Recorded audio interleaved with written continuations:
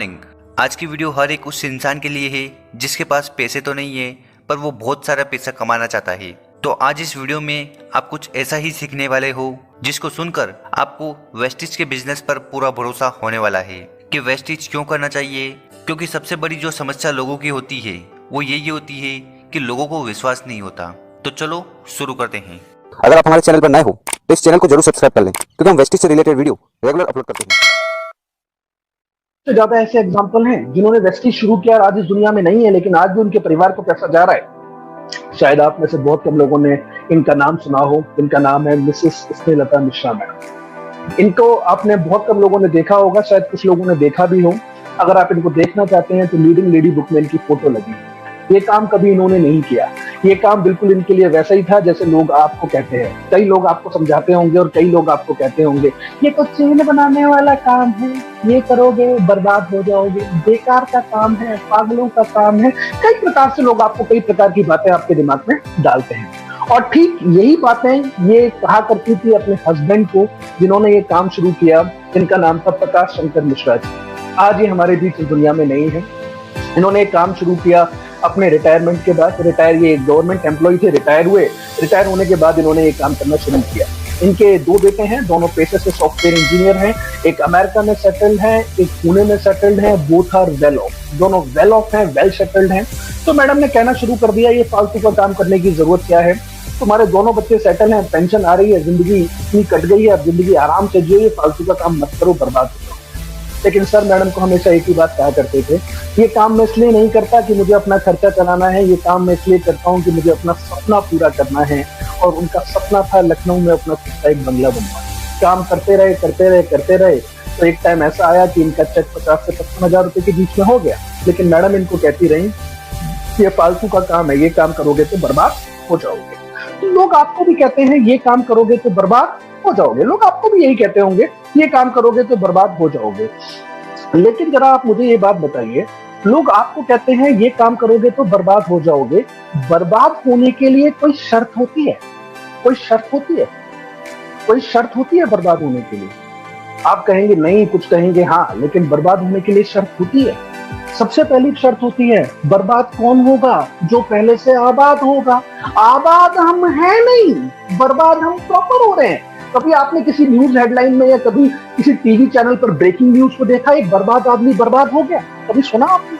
आबाद हम हैं नहीं, बर्बाद हम प्रॉपर हो रहे हैं। कैसी बर्बादी है? जब हम आबाद ही नहीं है तो बर्बाद हम कैसे होंगे? तो आज इस बर्बादी को मैं जड़ से खत्म करना चाहता हूँ। जो लोग आपको कहते हैं ये काम करोगे तो बर्बाद हो जाओगे, तो पहली शर्त, बर्बाद तो वो होगा जो पहले से आबाद होगा। दूसरी चीज, बर्बादी होने के लिए बर्बाद कौन होगा? जो कुछ लगाएगा तभी तो बर्बाद होगा। जो कुछ लगाएगा तभी तो बर्बाद होगा। तो जरा सोचकर बताइए, जो कुछ लगाएगा तभी तो बर्बाद होगा। तो जरा सोचकर बताइए, इस बिजनेस में आप 50 लाख रुपए तो लगाते होंगे, लगाते हैं? आपका जवाब होगा नहीं। तो क्या 20 लाख रुपए लगाते हैं? आपका जवाब होगा नहीं। क्या 10 लाख रुपए लगाते हैं? आपका जवाब होगा नहीं। क्या 5 लाख रुपए लगाते हैं? आपका जवाब होगा नहीं। क्या 1 लाख रुपए लगाते हैं? आपका जवाब होगा नहीं। क्या 50,000 रुपए लगाते हैं? आपका जवाब होगा नहीं। क्या 10,000 रुपए लगाते हैं? आपका जवाब होगा नहीं। क्या 5,000 रुपए भी लगाते हैं? बहुत से लोग तो वो भी नहीं लगाते।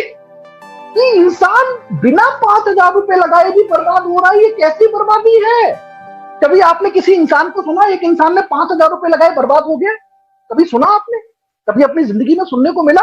लेकिन वेस्टेज में तो आपको रोज लोग यही कहते हैं ये काम करोगे तो बर्बाद हो जाओगे। जरा आप मुझे बताइए, साबुन, तेल, क्रीम, शैम्पू यूज करना क्या बर्बादी है? अगर ये बर्बादी है तो हिंदुस्तान का हर घर बर्बाद तो होता ही है।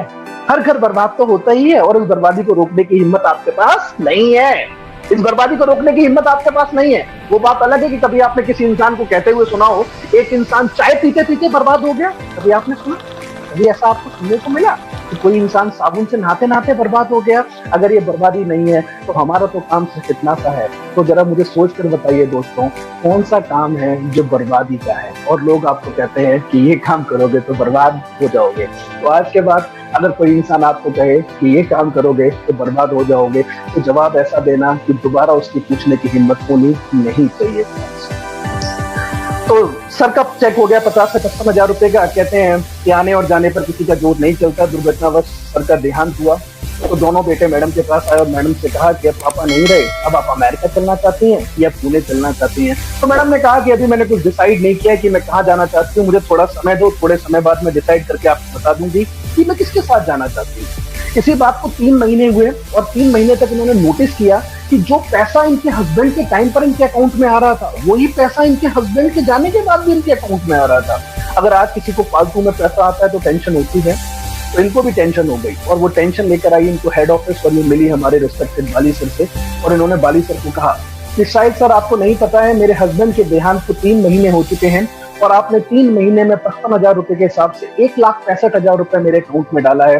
मैं चेक लेके आई हूँ और आपसे मेरा निवेदन है कि चेक आप अपना ले लीजिए, और आपसे निवेदन करना चाहती हूँ कि प्लीज आज के बाद पैसा डालना बंद कर दीजिए, क्योंकि अब कोई काम करने वाला बचा नहीं है, तो अब काम होता नहीं है।